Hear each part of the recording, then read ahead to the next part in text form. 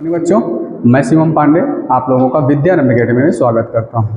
जैसे कि हम लास्ट क्लास में पढ़ चुके थे कि प्रकाश क्या है यानी लाइट क्या है वो पढ़ चुके थे, रिफ्लेक्शन ऑफ लाइट ये भी पढ़ चुके थे, लॉ ऑफ रिफ्लेक्शन ये भी पढ़ चुके थे, मिरर पढ़ चुके थे, टाइप्स ऑफ मिरर क्या होता है ये भी पढ़ चुके थे। अब आगे उसी को हम आज कंटिन्यू करने वाले हैं। कंटिन्यू कहाँ से करते हैं? मिरर में क्या था? मिरर में हम पढ़ते थे, समतल मिरर पढ़ चुके थे। समतल मिरर में उसका फोकस दूरी कितना होता है? अनंत होता है। और समतल मिरर जो होता है, समतल दर्पण में प्रतिबिंब कैसा बनता है? प्रतिबिंब आभासी तथा सीधा बनता है, समान साइज का बनता है। ठीक है, आभासी के साथ हमेशा हम बताए थे आभासी में कैसा बनता है? सीधा बनता है। हमेशा आभासी के साथ सीधा ही होता है। और ये क्यों होता है, कैसे होता है, वास्तविक उल्टा क्यों होता है, ये हम देखेंगे। ठीक है, तो अब मिरर में स्टार्ट करते हैं। मिरर में हम पढ़ेंगे स्फेरिकल मिरर यानी गोली दर्पण पढ़ेंगे। गोली दर्पण में तो there are two types of mirror. Mainly होता है concave mirror and convex mirror.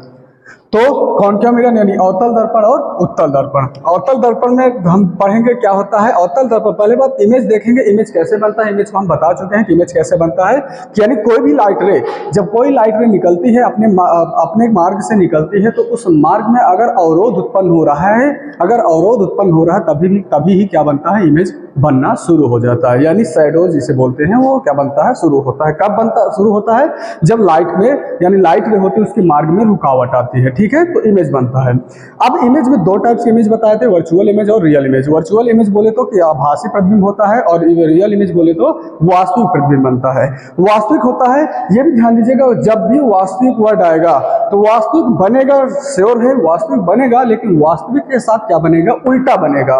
मतलब अगर वास्तविक होगा उल्टा होगा तो ये होगा, ये सेम साइड द मिरर बनेगा। कहाँ बनेगा? सेम साइड द मिरर, मतलब दर्पण के साइड में ही बनेगा। और अगर आभासी होगा तो आभासी मिरर का मतलब होता है आभास होना। जैसे कि हमारे सामने अगर कोई खड़ा है तो इसका मतलब वो देखते हैं कि हमारे सामने, हम बता सकते हैं कि कौन खड़ा है, एकदम क्लियर रूप से हम बता सकते हैं, सही आदमी कितना क्या है, उसकी लेंथ वगैरह सब कुछ, हम लंबाई वगैरह सब बता सकते हैं। कब बता सकते हैं? जब हमारे सामने खड़ा होगा, मतलब एकदम रियल टाइप से हम देखेंगे तब उसको हम बताएंगे। दूसरा मेथड आता है, दूसरा हम देखेंगे आभासी। आभासी मतलब हमारे पीछे, ऐसा लगता है कि हमारे पीछे कुछ कोई आ रहा है, कोई जा रहा है, मतलब कैसा प्रतिबिंब बन रहा है? आभासी बन रहा है। और आभासी के साथ हमेशा सीधा होता है। आभासी कैसा होता है? सीधा होता है। आभासी मतलब हम जैसे कह रहे हैं ना कि ये बिहाइंड द स्क्रीन बन रहा है। हमारे लगे आभास का मतलब होता है हमारे ठीक पीछे कोई आ रहा है, मतलब हमारे पीछे, मतलब इसलिए इसका जो प्रतिबिंब बनता है, इसका प्रतिबिंब बिहाइंड द स्क्रीन बनेगा। और रियल का क्या होता है? Real same side the screen यानी फ्रंट ऑफ द स्क्रीन बनेगा। मतलब जिधर हम हैं उधर ही क्या बनेगा? उधर ही प्रतिबिंब बनेगा। अगर उधर प्रतिबिंब बनना है तो उसे वास्तविक प्रतिबिंब, और अगर पीछे आभास हो रहा है तो आभासी प्रतिबिंब। और ये ध्यान दीजिएगा, आभासी होगा तो सीधा होगा, आभासी होगा तो सीधा होगा, और वास्तविक होगा तो उल्टा प्रतिबिंब बनेगा। ये चीजें आपको आई थिंक क्लियर हो गई होंगी। वास्तविक सेम साइड और आभासी बिहाइंड द मिरर, ये एकदम चीजें आई थिंक क्लियर हो गई होंगी। देखिए, ये भी बताए थे गोली दर्पण कैसा होगा, जिसका प्रश्न क्या होगा? गोली होगा। और समतल, गोली दर्पण को जब हम दो पार्ट में डिवाइड करेंगे तो एक बनेगा क्या? अवतल दर्पण, और एक क्या बनेगा? उत्तल दर्पण। उभरे हुए भाग पर यानी जो आउटर सरफेस होता है, आउटर सरफेस अगर पॉलिश्ड होता है तो उसे कॉन्केव मिरर कहते हैं, और अगर इनर सरफेस पॉलिश होता है उसे क्या बोलते हैं? कॉन्वेक्स मिरर बोलते हैं। आई थिंक ये सारी चीजें क्लियर हो गई होंगी। देखिए, अब इन्हीं मिरर्स में से हम कॉन्केव मिरर और कॉन्वेक्स मिरर में से एक उठाते हैं, कुछ इसकी स्थितियां होती हैं वो हम समझाने की कोशिश करेंगे। तो स्टार्ट करते हैं कि जैसे मान लेते हैं हम कॉन्केव मिरर का एक पार्ट उठाते हैं और देखते हैं। देखिए, ये भी चीजें क्लियर करते हैं कि जैसे कोई भी गोला है, गोलाकार आकृति होता है तो उसका एक केंद्र बिंदु होता है, जिसे हम क्या बोलते हैं? केंद्र बोलते हैं, यानी क्या बोलते हैं? सेंटर बोले तो ये केंद्र है। अब इसी केंद्र से हम दो गोले को क्या करते हैं? गोली दर्पण को काटते हैं, तो ये क्या होता है? केंद्र बिंदु इसका बन रहा है। तो अगर हम इमेज करें, इसको ध्यान दें, तो इसका ये वाला जो पार्ट है, ये वाला जो आपका पार्ट है, ये क्या है? केंद्र में बना। तो इसी पार्ट को हम उठा करके यहां रख दे रहे हैं। जब रखेंगे तो ये वाला जो केंद्रीय भाग, अब दर्पण, अगर हम वृत्त पढ़ते हैं तो वृत्त का केंद्र होता है, लेकिन अगर हम गोली दर्पण का केंद्रीय भाग को कहते हैं तो जो गोली दर्पण का केंद्रीय भाग होता है उसे हम क्या कहेंगे? उसे वक्रता त्रिज्या कहते हैं। क्या कहते हैं? सॉरी, वक्रता केंद्र कहते हैं। क्या कहते हैं? वक्रता केंद्र। यानी दर्पण के केंद्रीय भाग को, दर्पण के केंद्रीय भाग को हम क्या कहेंगे? वक्रता केंद्र कहेंगे। और जो दर्पण के मध्य बिंदु को, ध्यान दीजिएगा, वर्ड को समझना है, दर्पण के केंद्रीय भाग को वक्रता केंद्र कहते हैं, और दर्पण के मध्य बिंदु को क्या कहेंगे? मुख्य ध्रुव कहते हैं। ठीक है। दर्पण के मुख्य क्या कहते हैं, क्या बीच वाले मध्य भाग को मुख्य ध्रुव कहते हैं, जिसे पी से रिप्रेजेंट करते हैं, मतलब प्रिंसिपल पोल कहते हैं। ये चीजें क्लियर, प्रिंसिपल पोल कहते हैं। और सी को सेंटर ऑफ कर्वेचर बोलते हैं, यानी वक्रता केंद्र को क्या बोलते हैं, सेंटर ऑफ कर्वेचर बोलते हैं। ये चीजें क्लियर। फिर दूसरा आता है इसके बाद ये देखिए सी है और पी है, और सी और पी मतलब ये कहेंगे कि जो दर्पण का वक्रता केंद्र है और दर्पण का जो मुख्य ध्रुव है, इसके मध्य बिंदु को हम क्या कहेंगे, प्रिंसिपल फोकस कहेंगे, यानी फोकस क्या कहेंगे, मुख्य फोकस कहेंगे, जिसे कैपिटल एफ से रिप्रेजेंट करते हैं। ये चीजें परिभाषा आपको रटना नहीं समझना है।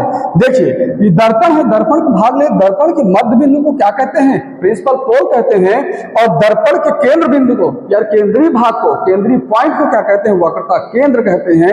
फिर देखिए मुख्य फोकस में समझना है, ये सी है यानी वक्रता केंद्र, और ये पी है यानी मुख्य ध्रुव है, इसके मध्य बिंदु को जो मध्य बिंदु होता है उसे क्या कहते हैं, मुख्य फोकस कहते हैं। ये परिभाषा भी बन रही है और इसको हम याद भी ऐसे कर सकते हैं। मुख्य फोकस मतलब जिसे कैपिटल एफ से रिप्रेजेंट करते हैं। चीजें क्लियर। फिर इसके बाद ये हमें आर दिख रहा होगा, ये आर क्या है, आर को हम बोलते हैं रेडियस ऑफ कर्वेचर, जिसे हम वृत्त में पढ़ते हैं। केंद्र से परिधि के बीच की दूरी को क्या बोलते हैं, वक्रता, केंद्र से परिधि के बीच की दूरी को हम क्या कहते हैं, त्रिज्या कहते हैं। लेकिन अगर दर्पण में पढ़ रहे हैं तो इसका जो केंद्र है, केंद्र से परिधि के बीच की दूरी को क्या बोलेंगे, वक्रता त्रिज्या बोलेंगे, जिसे कैपिटल आर से रिप्रेजेंट करते हैं, यानी सेंटर ऑफ क्या बोलते हैं, रेडियस ऑफ कर्वेचर बोलते हैं। ठीक है, तो रेडियस ऑफ कर्वेचर की परिभाषा क्या बनेगी, ये कह सकते हैं कि जो centre of curvature and principal pole, इसके बीच की जो डिस्टेंस होती है, यानी वक्रता केंद्र तथा मुख्य ध्रुव के बीच की दूरी को क्या बोलते हैं, वक्रता त्रिज्या बोलते हैं। आई थिंक ये चीजें क्लियर हो गई होंगी, वक्रता त्रिज्या। इसके बाद प्रिंसिपल फोकस भी क्लियर हो गया, सेंटर ऑफ कर्वेचर भी क्लियर हो गया, प्रिंसिपल पोल भी क्लियर हो गया। अब फोकल लेंथ की बात करते हैं। फोकल लेंथ देखिए यहां पे फोकल दिख रहा है, तो मतलब फोकल लेंथ जो होता है इसे हम कह सकते हैं, क्या कह सकते हैं, ये कहेंगे कि जो फोकल लेंथ होता है ये P तथा F के यानी प्रिंसिपल पोल तथा प्रिंसिपल फोकस के बीच की दूरी को ही क्या कहते हैं, फोकल लेंथ बोलते हैं। क्या कहेंगे, मुख्य फोकस तथा मुख्य ध्रुव के बीच की दूरी को हम क्या कहेंगे, फोकल लेंथ कहते हैं, यानी फोकस दूरी कहते हैं। क्या कहते हैं भैया, फोकस दूरी कहते हैं। अच्छा, फोकस दूरी समझ में आया। तो फोकस दूरी जब ये बोल रहे हैं कि ये मध्य बिंदु है फोकल लेंथ, तो जितनी दूरी ये होगा उतनी दूरी ये भी होगी, है ना, जितनी दूरी ये है उतनी दूरी ये है, तो हम ये कह सकते हैं कि ये भी एफ होगा। तो मतलब यहां से जो रेडियस आएगा यानी कैपिटल आर किसके बराबर होगा, ये आर किसके बराबर होगा, ये आर हमारा किसके बराबर, 2f के बराबर होगा, हो रहा है, यानी 2 फोकल लेंथ के बराबर हो रहा है, बिल्कुल होगा। तो एफ इज इक्वल हम कह सकते हैं एफ इज इक्वल r/2। ये कहां से आया, ये भी हमें समझना है, ये भी समझना है कैसे आया कि इतनी जो दूरी है एफ है और इतनी दूरी ये भी एफ होगा, क्योंकि ये मध्य बिंदु है, ये किसका, इन दोनों बीच के मध्य बिंदु है, तो ये एफ है तो ये भी एफ है, और ये पूरी दूरी क्या है, आर है, तो ये आर कितने, 2f के बराबर होगा। ये आर किसके बराबर होगा, ये आर 2f के बराबर होगा, मतलब आर बराबर 2f या एफ बराबर r/2। ये चीजें आई थिंक क्लियर हो गई होंगी। ठीक है, अब देखिए हम स्थिति, अब ये हम पढ़ लिए इसमें क्या क्या होता है क्या क्या नहीं, और अब इन्हीं के माध्यम से जो प्रतिबिंब बनती है, अब वो प्रतिबिंब बने, क्योंकि दर्पण है और दर्पण में ही क्या बनता है, प्रतिबिंब बनता है। तो आगे हम देखते हैं कि दर्पण लेते हैं, 2 अलग अलग दर्पण, दोनों में देखेंगे कि आभासी जो होता है उसमें कितने, यानी अवतल दर्पण में कितने प्रतिबिंब बनते हैं और उत्तल दर्पण में कितने प्रतिबिंब बनते हैं, वो हम आपको अब वो देखने वाले हैं। ठीक है, चलो।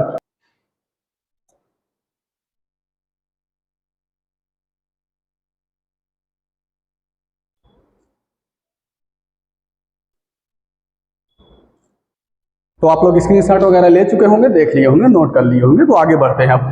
ठीक है, तो आगे बढ़ते हैं कि इमेज बनना, इमेज अब कितने भी परिस्थितियां होती हैं इमेज बनाने की, ये देखेंगे और बहुत बेसिक मतलब विस्तार से समझेंगे और एकदम ध्यान से समझिएगा आप लोग, ठीक है। और कोशिश करेंगे शायद आज अगर आप समझ लेंगे कभी भूलेगा नहीं, ये ध्यान दीजिएगा। हमने देखा क्या क्या होता है, ये देखेंगे कंपोनेंट कितने कितने होते हैं। कंपोनेंट में ये देखेंगे सेंटर ऑफ कर्वेचर यानी वक्रता त्रिज्या, वक्रता केंद्र, और क्या बोलते हैं प्रिंसिपल फोकस यानी मुख्य फोकस, फोकस दूरी और पोल, ठीक है। इस कंपोनेंट को देखते हुए हम देखेंगे।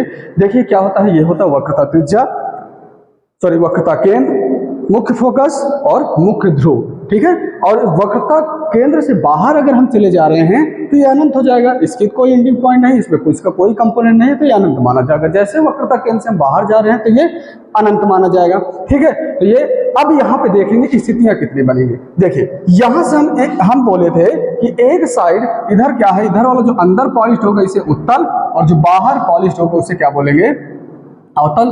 तो यहां से दर्पण को पहचानना भी सीखिएगा। कभी भी आपको दर्पण मिल जाए तो अगर उभरे हुए भाग पर पॉलिश है तो समझ लीजिएगा ये कैसा दर्पण है, अवतल दर्पण है। और अगर धंसे हुए भाग पर पॉलिश है तो मतलब उत्तल दर्पण है, ठीक है।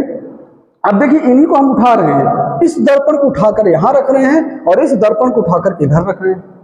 बस ध्यान दीजिएगा, बहुत ऐसे सेम ऐसे उठा करके हम यहाँ पुट कर रहे हैं, इसको उठा करके हमने यहाँ रखा, ठीक है। बस ध्यान दीजिए, कलाई वगैरह सब कुछ यहाँ ध्यान दीजिएगा। अच्छा, जब इसको हम यहाँ उठा के ला रहे हैं तो कलाई की हुए भाग पर ये क्या होगा, केंद्र होगा, तो ये रखें। तो केंद्र की तरफ ही सारे कंपोनेंट होंगे। तो ये केंद्र तो बीच में ये P है, और P तथा C के मध्य बिंदु को हम क्या कहते हैं, मुख्य फोकस कहते हैं। यहाँ जब उठा के लाते ये आया, इसी को हम यहाँ उठा ला रहे हैं तो इसका वक्रता केंद्र किधर है, चिकने सरफेस की तरफ होगा, तो चिकने सरफेस की तरफ हो रहा है। चिकने सरफेस को हम क्या बोलते हैं, रिफ्लेक्टिंग सरफेस बोलते हैं, यानी परावर्तक पृष्ठ बोलते हैं, ठीक। तो जब इसको इधर ला तो इसका सेंटर वाला पार्ट ये है, यानी कि वक्रता केंद्र इधर है, तो वक्रता केंद्र इधर है तो इसके बीच में इधर सारे कंपोनेंट इधर भी होंगे।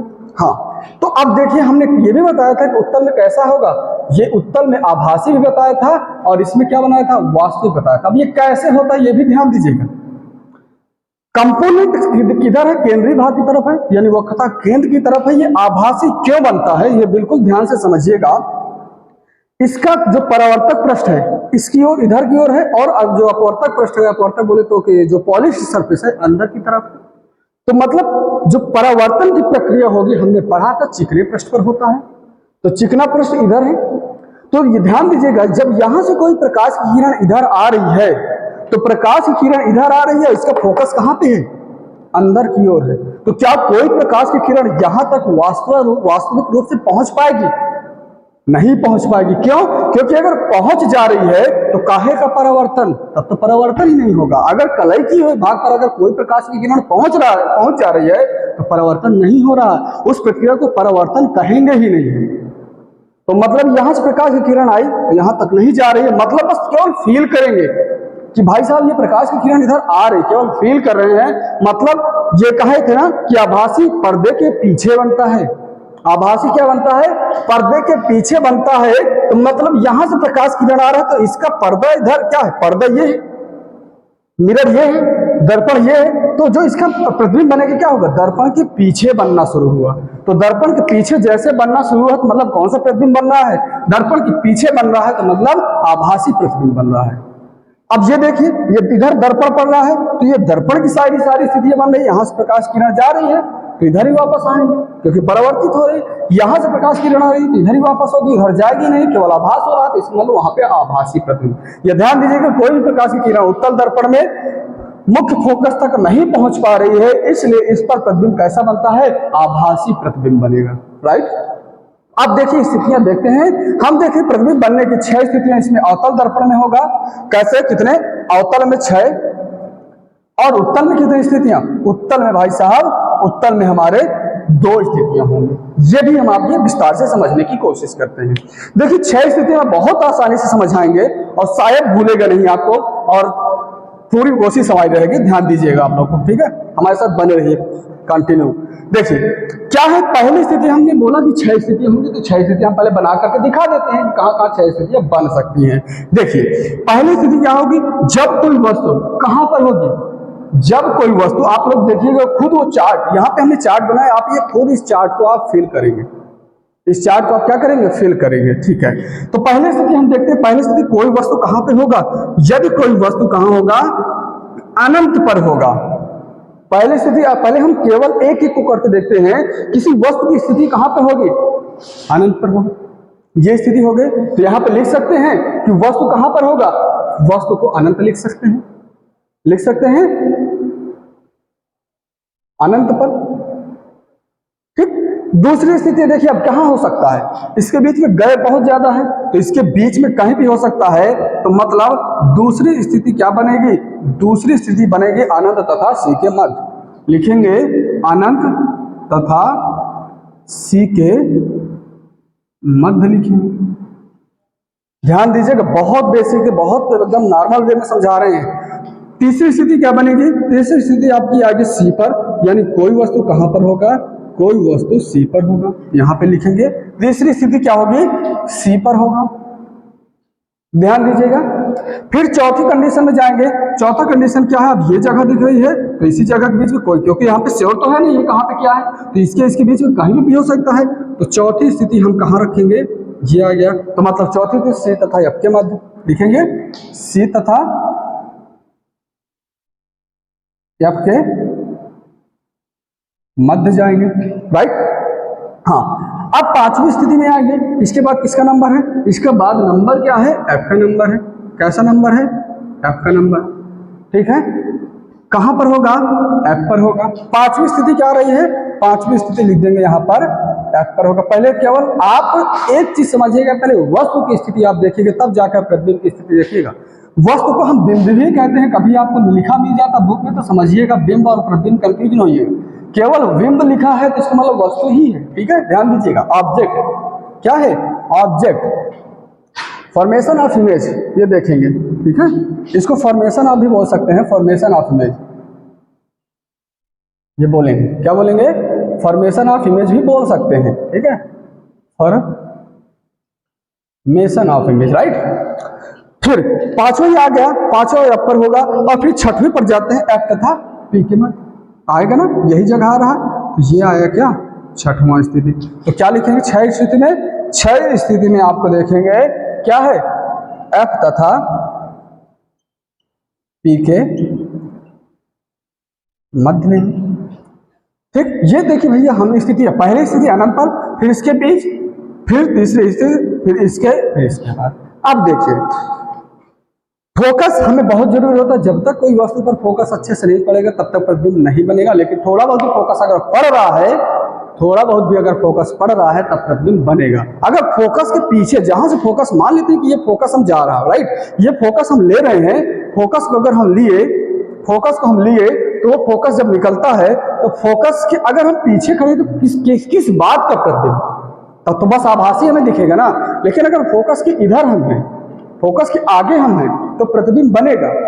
प्रतिबिंब कैसा बनेगा, वास्तविक बनेगा। लेकिन अगर हम फोकस के पीछे चले जा रहे हैं तो प्रतिबिंब हमेशा कैसा बनेगा, तो प्रतिबिंब हमेशा कैसा बनेगा, आभासी बनेगा। यही चीज समझाने के, फोकस यहां से मान लेते हैं कि ये फोकस पॉइंट है, ये क्या है, ये फोकस पॉइंट है। इस फोकस पॉइंट के आगे जो भी पड़ेगा उसका वास्तविक प्रतिबिंब बनेगा। और इस फोकस के पीछे जैसे आएंगे, कोई भी वस्तु फोकस के पीछे अगर रखा है तो प्रतिबिंब कैसा बनेगा, आभासी बनेगा।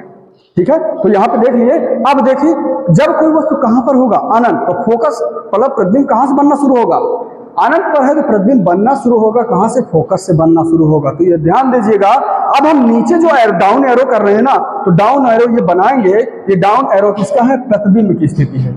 यहां पे ध्यान दीजिएगा, इधर हम लिख दे रहे हैं ये वस्तु की स्थिति बता रहे हैं, ये वस्तु की स्थिति यानी ऑब्जेक्ट की स्थिति है, पोजीशनिंग ऑफ ऑब्जेक्ट। और ये जो बनाने जा रहे हैं इधर, ये क्या है, ये प्रतिबिंब की स्थिति हम बनाने जा रहे हैं, प्रतिबिंब की स्थिति। ये ध्यान दीजिएगा, ऐसे एरो से शॉर्ट में बना सकते हैं।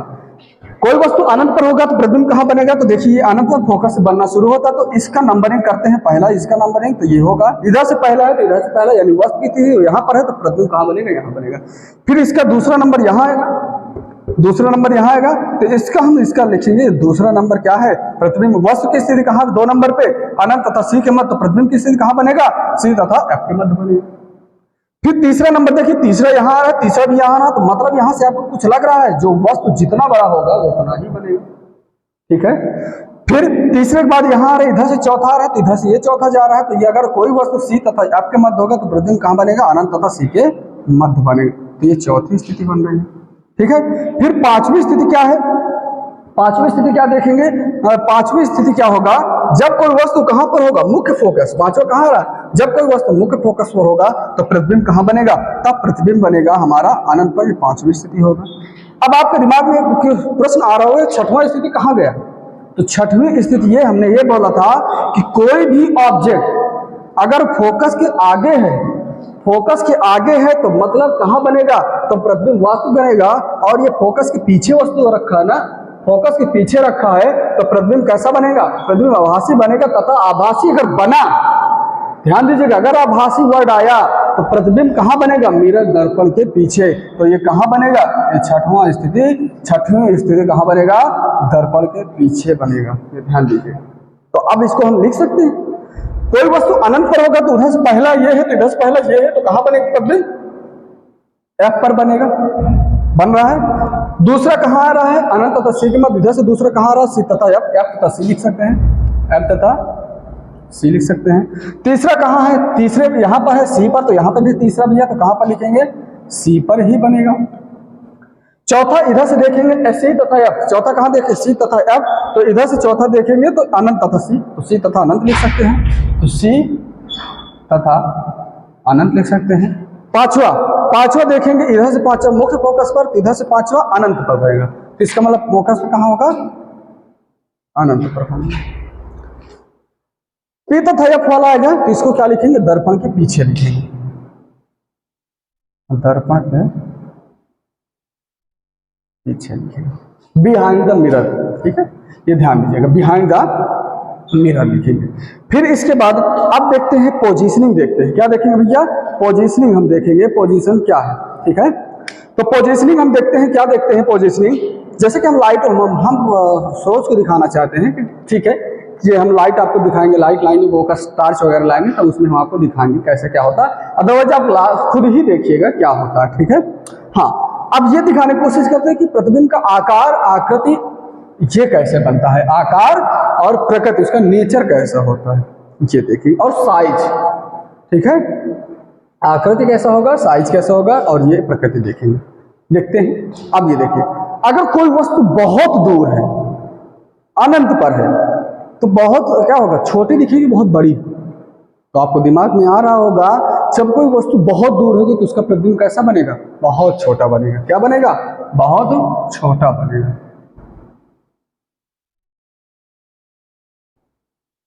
बहुत छोटा, तो इसे लिख सकते हैं हाईली डिमिनिश्ड, हाईली डिमिनिश्ड लिख सकते हैं। और इस पर होगा, इस पर होगा जब दूसरी स्थिति आ गई, यदि फोकस के अगर करीब आता जा रहा है तो वस्तु का आकार भी क्या हो जाएगा, बढ़ता चला जाएगा, सॉरी प्रतिबिंब का आकार भी क्या हो जाता है, बढ़ता चला जाता है। तो मतलब ये क्या हो जाएगा, ये छोटा यहाँ लिख सकते हैं, क्या लिखते हैं, अनंत पर कोई वस्तु होगा तो उसका प्रतिबिंब बहुत छोटा बनेगा, और फिर जितना पास आएगा तो क्या हो जाएगा, वो बड़ा बनता चला जाएगा, डिमिनिश होगा। फिर इसके बाद सी पर होगा तो सी पर सेम साइज होगा, क्या होगा, सेम साइज यानी बराबर होगा, सी पर जब आएगा तो बराबर होगा, क्यों, क्योंकि देख रहे हैं इधर से काउंटिंग में आ रहा है तो 3 नंबर पर सी पर आ रहा है और इधर से भी 3 नंबर सी पर ही आ रहा है। अगर जहां पर प्रतिबिंब है जितना बड़ा है उतना बड़ा ही बनेगा। अगर हमें सेम साइज का मिरर चाहिए होगा तो हम कहां पर रखेंगे वस्तु को, हम सी पर रखेंगे, राइट। फिर तीसरे बात आता है, चौथा बात आता है सी तथा एफ, तो चौथा कहां है, सी तथा एफ यानी और करीब आए तो इसका मतलब क्या होगा, बड़ा लिखेंगे, क्या लिखेंगे, बड़ा लिखेंगे, क्या होगा, इनलार्ज लिखेंगे, इनलार्ज लिखेंगे, फोकस से करीब आ रहा है। और जब एक फोकस पे ही कोई वस्तु है तो क्या बोलेंगे, जब फोकस पर ही देखते होंगे जहां से आप सोच निकलते उसके करीब जाते हैं तो आपका प्रतिबिंब बहुत बड़ा बनता जाता है। तो यहां पे लिखेंगे इसको लिखेंगे हाईली इनलार्ज, हाईली इनलार्ज, यानी आप कह सकते हैं जब फोकस पर रहेगा तो फोकस पर प्रतिबिंब बन रहा है तो बहुत छोटा, अगर फोकस पर वस्तु है तो बहुत बड़ा, ये ध्यान दीजिएगा, इसको आप ध्यान दीजिएगा। तो मतलब इसको हम पूरे एकदम क्लियर तरीके से लिख दे रहे हैं कि जब कोई वस्तु कहां पर होगा, आप लोग खुद बताइए, कमेंट बॉक्स में मेंशन करिए कि जब कोई वस्तु अनंत पर होगा तो प्रतिबिंब कैसा बनेगा, तो प्रतिबिंब कैसा बनेगा ये आप लोग बताइए, क्या बताएंगे, वास्तविक बनेगा या आभासी बनेगा। तो उस दर्पण के सेम साइड में है, तो बताइए, कमेंट बॉक्स में मेंशन करिए आप लोग, हम देख रहे हैं।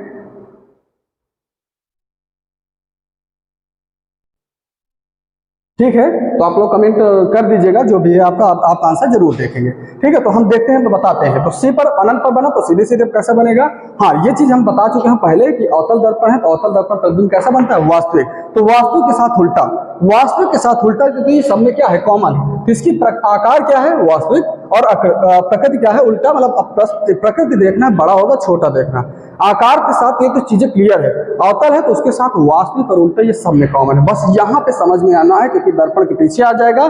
दर्पण के पीछे आ रहा है तो इसका मतलब कैसा बनेगा? इसका मतलब आभासी सीधा बनेगा। ठीक है, बस इसमें लिखते हैं। तो सी पर है तो लिख देंगे बहुत छोटा। जब कोई वस्तु अनंत पर होगा तो उसका प्रतिबिंब क्या बनेगा? बहुत छोटा, यानी हाईली डिमिनिश। फिर इसके बाद इसके आएगा तो इसको लिख सकते हैं छोटा। क्या लिखेंगे? छोटा। फिर ये सी पर जब रहेगा तो हमेशा कोई वस्तु अगर बराबर चाहिए तो वस्तु के बराबर बनेगा। और अगर इससे सी तथा एफ के मध्य में आएगा तो फोकस के करीब आ रहे हैं, तो अब यहां से बड़ा हो जाएगा। और जब एफ पर होगा तो अब इसको कहेंगे बहुत बड़ा बन जाएगा। क्या बनेगा? बहुत बड़ा बनेगा। अब दर्पण के पीछे आ गया ना, तो आभासी बनेगा और सीधा बनेगा, आभासी बनेगा और सीधा बनेगा, आभासी सीधा बनेगा। ये हुई अवतल दर्पण की आपकी 6 की 6 स्थितियां। अब दूसरी स्थिति बस एक थोड़ा सा देखते हैं, उत्तल दर्पण। उत्तल दर्पण में क्या है? 2 ही स्थितियां होंगी। क्यों? क्योंकि देखिए, एक कंडीशन ये होगी कोई वस्तु कहीं पर भी हो। पहली कंडीशन क्या होगी? पहले इसकी कंडीशन क्या होगी? कोई वस्तु कहीं पर भी होगी और एक वस्तु क्या होगी? अनंत पर होगी। तो पहली कंडीशन क्या होगा? यहां लिख सकते हैं अनंत पर, यहां पे हम लिख सकते हैं अनंत पर। ठीक है, अनंत पर लिखेंगे। पहली कंडीशन क्या होगी? अनंत पर। ठीक, और दूसरा, पहला क्या है? अनंत पर लिख सकते हैं, और दूसरा कहां पे होगा? कहीं पर भी होगा। तो कहीं पर भी होगा तो उसके हिसाब से हमें एडजस्ट करना पड़ेगा। कहीं पर भी होगा, कोई भी ऑब्जेक्ट क्या होगा? कहीं पर भी, कहीं पर होगा, कहीं पर भी होगा। ठीक है, तो जब कहीं पर भी होगा तो उसके हिसाब से हमें क्या करना पड़ेगा? हमें दर्पण को एडजस्ट करना पड़ेगा, उस हिसाब से मिलेगा। और ये वाला पता ही होगा, जब कोई वस्तु अनंत पर होगा तो उसका प्रतिबिंब कहाँ बनेगा? मुख्य फोकस पर बनेगा। और हमेशा इसमें प्रतिबिंब कैसा बनेगा? इसमें प्रतिबिंब आपका आभासी और सीधा बनेगा। अनंत पर होगा तो जैसे कि अनंत पर हमने देखा, अनंत पर क्या होता है? उसका साइज बहुत छोटा, तो यहाँ पर भी अनंत में इसमें क्या होगा? बहुत छोटा बनेगा, बट ये आभासी बनेगा। तो इस प्रकार से हम कह सकते हैं कि अवतल दर्पण कितनी स्थितियां? अवतल दर्पण प्रतिबिंब बनने की 6 स्थितियां। और उत्तल दर्पण में कितनी स्थितियां होती हैं? उत्तल दर्पण में हम 6 स्थितियां, तो सॉरी 2 स्थितियां आपको पढ़े। और इसका टेबल आप लोग हम आपको देते हैं कि उत्तल दर्पण की जो 2 स्थितियां होती हैं, इसका आप इस तरह का टेबल आप दोनों को बनाइएगा। और बाद में अगर कोई प्रॉब्लम होगी तो कमेंट बॉक्स में आप मेंशन करिएगा। बाकी इसके बाद नेक्स्ट क्लास में हम पढ़ेंगे, नेक्स्ट क्लास में हम उत्तल दर्पण के उपयोग, अवतल दर्पण के उपयोग, और इसके बाद उत्तल दर्पण में जो ये प्रतिबिंब बनते हैं इसके आरेख बनाना हम सीखेंगे। बहुत एकदम नॉर्मल वे में, एकदम सिंपल मेथड से, एकदम आप लोग खुद बना करके दिखाएंगे, मास्टर बनेंगे उसमें, देखिएगा। तो इसका हमें क्या बनाना है? इसके हमें आरेख बनाना है। ये नेक्स्ट क्लास में हम रखेंगे। तो नेक्स्ट क्लास में आरेख और उत्तल अवतल दर्पण के उपयोग पढ़ेंगे। बाकी बने रहिएगा हमारे साथ, लाइक करिए, कमेंट करिए और शेयर करिएगा। धन्यवाद। क्या मिनट का वो